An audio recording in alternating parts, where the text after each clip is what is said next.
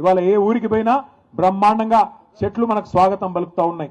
270 కోట్ల మొక్కలు కేసీఆర్ గారి నాయకత్వంలో తెలంగాణకు హరితహారం అనే పేరిట రాష్ట్రం మొత్తంలో పెట్టుకున్నాం. దేశంలో ఎక్కడ లేదు.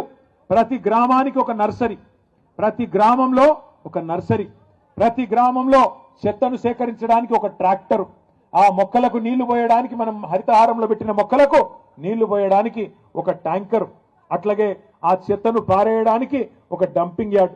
మనుషులు చనిపోతే భారతదేశంలో ఎక్కడా లేదు.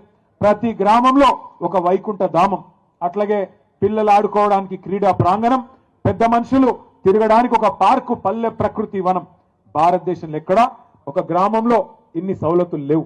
అందుకే కేసీఆర్ గారి నాయకత్వంలో తెలంగాణ పల్లెలను మనం అద్భుతంగా మార్చుకున్నాం. కాబట్టే భారతదేశంలో ఉత్తమ గ్రామ పంచాయతీలు ఎక్కడ ఉన్నాయి అని కేంద్ర ప్రభుత్వం లెక్కదీస్తే టాప్ 20 మొదటి 20 ఎక్కడున్నాయని లెక్కదీస్తే 20కి 20 తెలంగాణలో ఉన్నాయి కేసీఆర్ గారి నాయకత్వంలో అని కేంద్ర ప్రభుత్వమే మనకు కితాబిచ్చింది. 3% కంటే తక్కువ జనాభా భారతదేశంలో తెలంగాణది. కానీ ఉత్తమ గ్రామ పంచాయతీలకు అవార్డులు ఇస్తే జాతీయ పంచాయతీరాజ్ దినోత్సవం నాడు 3% జనాభా ఉన్న తెలంగాణ 30% అవార్డులు గెలుచుకున్నది అంటే దానికి కేసీఆర్ గారి దక్షత, నాయకత్వ పటిమనే కారణం. ఇవాళ సర్పంచులను నేను కోరుతా ఉన్నా, కేసీఆర్ గారు ముఖ్యమంత్రిగా లేకపోవచ్చు, కానీ వారు చూపిన బాట మీ కళ్ళ ముంగట్నే ఉన్నది. ఊరుని ఎట్లా నడపాలి, ఎట్లా పారిశుద్ధ్యం మెయింటైన్ చేయాలి, ఎట్లా నీళ్ళు అందించాలి అని మీకోసం ఊరూరా ట్యాంకులు కట్టిండు.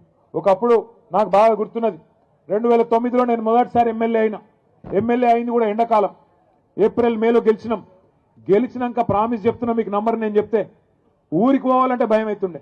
ఎండాకాలంలో ఊరికి పోతే ఎక్కడికక్కడ రోడ్డు కడ్డంగా ఖాళీ కుండలు, ఖాళీ బిందెలు, మొత్తం మహిళలందరూ అడ్డం తిరిగేది.